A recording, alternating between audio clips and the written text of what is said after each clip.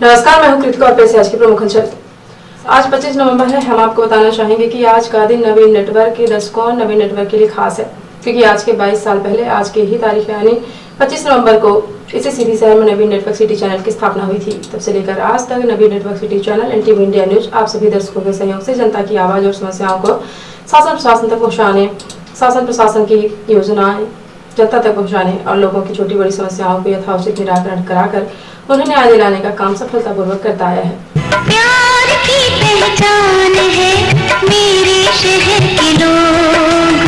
जब जब भी वक्त आया किसी इम्तिहान का, एक देख जान है मेरे शहर के लोग।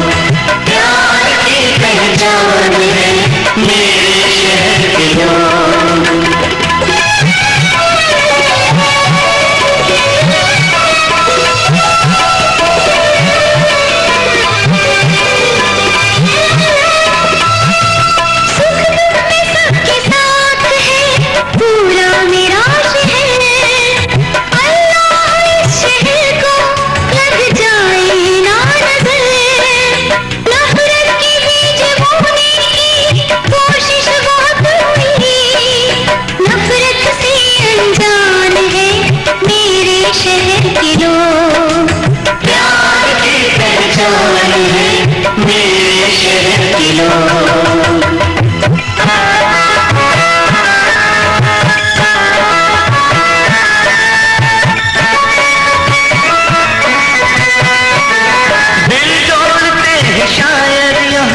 अपने कलाम से रहता है शहर में खुदा किसी और नाम से।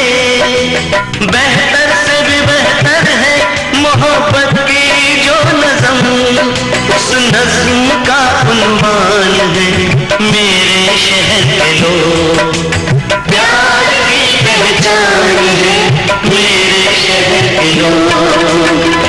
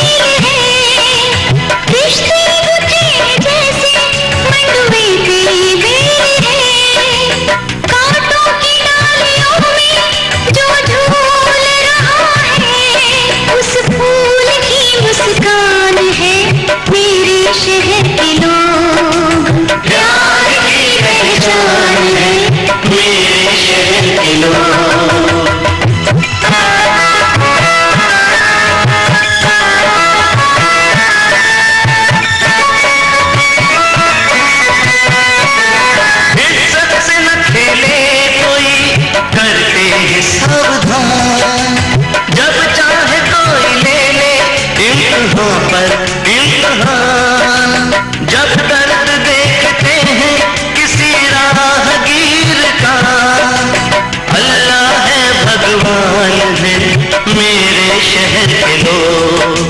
प्यार की पहचान है मेरे शहर के लोग। जब जब भी वक्त आया किसी इम्तिहान का, एक देख जान है मेरे शहर के लोग। प्यार की पहचान है मेरे शहर के लोग। प्यार की पहचान है मेरे शहर के लोग। प्यार की पहचान है मेरे शहर के लोग। जब जब भी वक्त आया किसी इम्तिहान का, एक देख जान है मेरे शहर के लोग। प्यार की पहचान है मेरे शहर के लोग।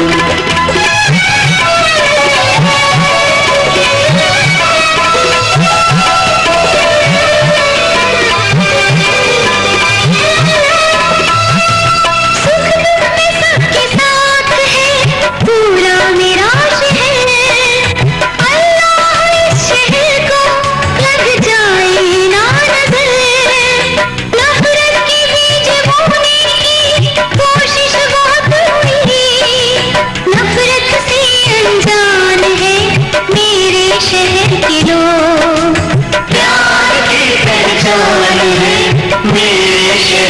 लोग।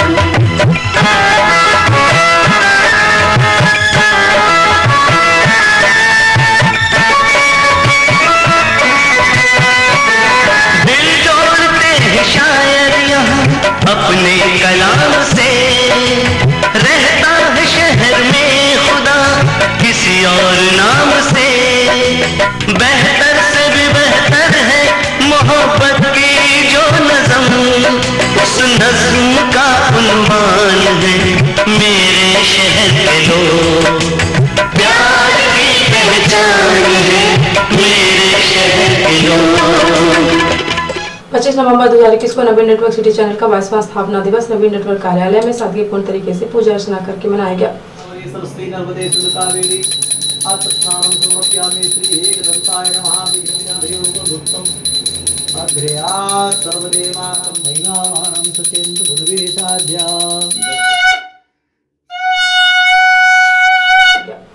इन विगत 22 वर्षों के सफर में हमारे जिले के दर्शकों का नवीन नेटवर्क NTV इंडिया न्यूज को भरपूर प्यार और सहयोग मिला।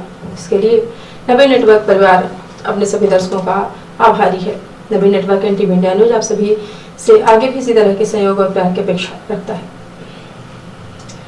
विगत 2 वर्षों से कोरोना काल के दौरान मध्य प्रदेश के लोगों ने भारी संकट भोगा है। यह संकट लोगों ने पारिवारिक दुख, व्यापारिक और आर्थिक नुकसान के साथ ही अन्य कई तरह की समस्याओं के रूप में था।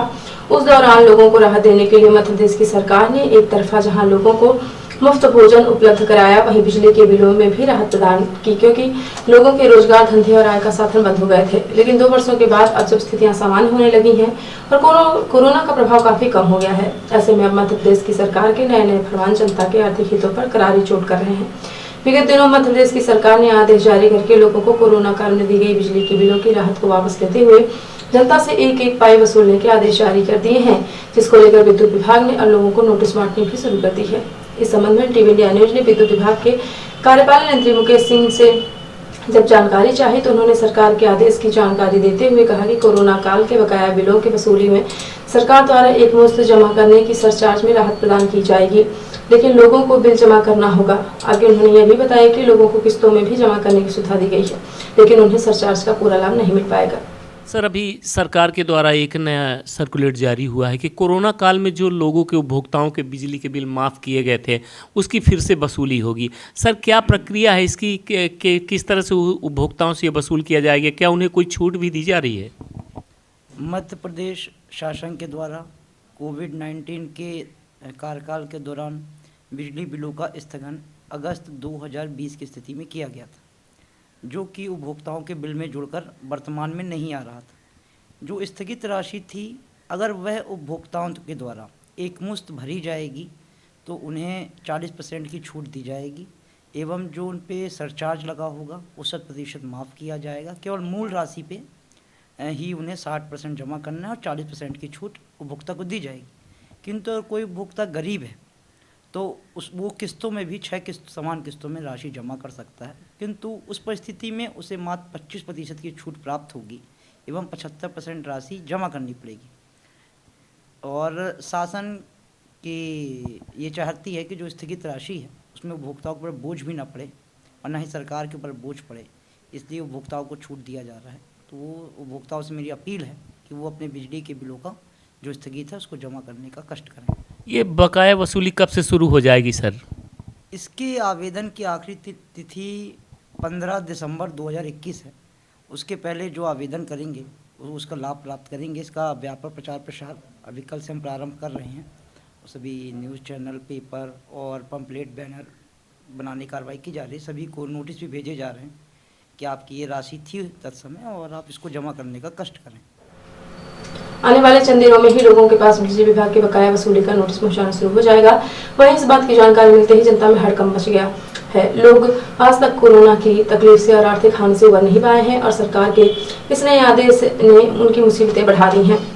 इस संबंध में NTV इंडिया न्यूज ने मध्य प्रदेश कांग्रेस कमेटी के महामंत्री ज्ञान सिंह चौहान से उनकी प्रतिक्रिया चाही, तो उन्होंने मध्य प्रदेश बीजेपी की सरकार को आड़े हाथ लेते हुए कहा कि सरकार के निर्णय जनता के हितों के विपरीत है और कांग्रेस पार्टी जनता के साथ खड़ी है और आने वाले दिन में जनता के हित के लिए कांग्रेस पार्टी सड़कों पर उतरकर इसका विरोध करेगी।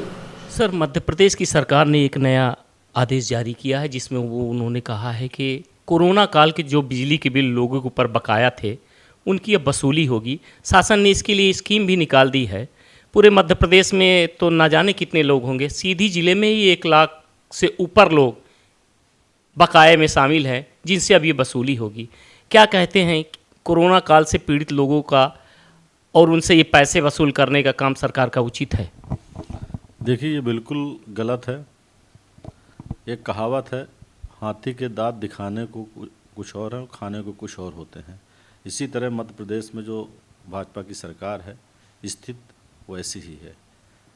जिस समय कोरोना लगा था वो भयावह स्थिति भगवान न करे दोबारा आए।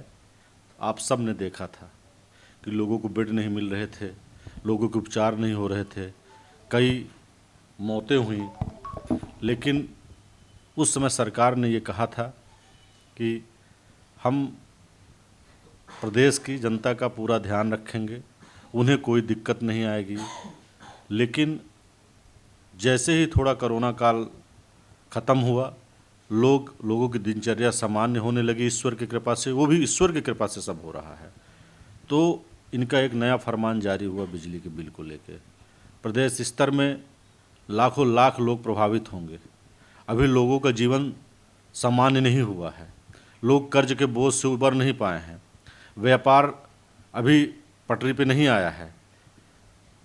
मैं इस सरकार को सिर्फ इतना कहना चाहूँगा कि यदि इस तरह के अंग्रेज़ों जैसा कानून, अंग्रेज़ों जैसा आदेश जारी करेंगे, इसके लिए कांग्रेस पार्टी रणनीति बनाकर और जनता के हितों के लिए मैदान पे उतरेगी, ज़मीन पे उतरेगी, लड़ाई लड़ेगी। लेकिन मध्य प्रदेश की जो जनता है उसको कभी भी इस तरह के परेशानियों में न पड़े, उसके लिए कांग्रेस संघर्ष करेगी।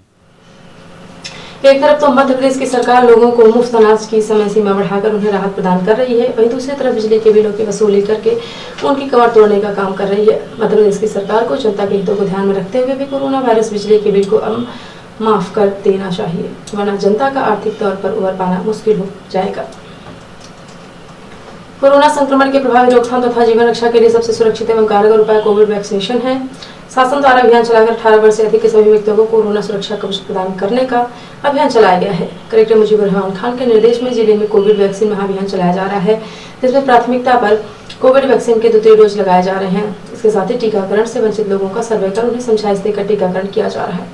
जिला टीकाकरण अधिकारी डॉक्टर नागेंद्र बिहारी दुबे ने बताया है कि महाअभियान अंतर्गत बुधवार को जिले में 200 वैक्सीन सेंटर पर टीकाकरण हुआ तथा प्राप्त जानकारी के अनुसार लगभग 25,000 से अधिक व्यक्तियों का टीकाकरण किया गया। जिला टीकाकरण अधिकारी ने बताया कि जिले में 24 नवंबर 2021 की स्थिति में भारत सरकार के कोविड पोर्टल पर एंट्री के अनुसार अब तक 10,93,000 से अधिक डोज लगाए जा चुके हैं।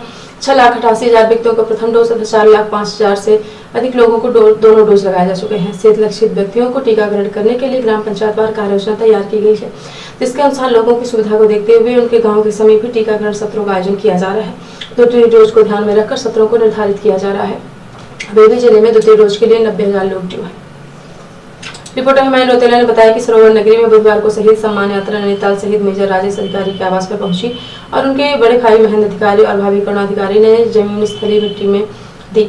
बता दें कि देहरादून में बनने वाले सैन्यधाम निर्माण के लिए सैनिक पुनर्वास कल्याण बोर्ड के द्वारा प्रदेश भर के हर जिले, ब्लॉक और तहसील स्तर पर शहीदों के घर से मिट्टी लेने का काम किया जा रहा है। और इसी के तहत बुधवार सैनिक पुनर्वास कल्याण बोर्ड के कैप्टन पुष्कर सिंह भंडारी के नेतृत्व में शहीद सम्मान यात्रा नैनीताल पहुंची, जहां टीम के द्वारा 1999 के भारत पाकिस्तान करगिल युद्ध में शहीद हुए महावीर चक्र विजेता मेजर राजेश अधिकारी, 1971 पाकिस्तान युद्ध में शहीद हुए लांस नायक प्रकाश लाल, 1965 में शहीद हुए सिपाही रतन सिंह, भवाली के शिवराज सिंह के घर जाकर उनकी जन्मस्थली से मिट्टी एकत्रित की। इस दौरान भाजपा कार्यकर्ताओं और स्थानीय लोगों के द्वारा यात्रा का भव्य शुभारंभ किया गया और यात्रा के पहुंचने पर कैप्टन भंडारी संयुक्त मजिस्ट्रेट प्रतीक जैन के द्वारा शहीद मेजर राजेश अधिकारी की मूर्ति पर माल्यार्पण कर नारेबाजी की और शहीदों को नमन किया। पश्चात मॉल रोड में रैली निकली।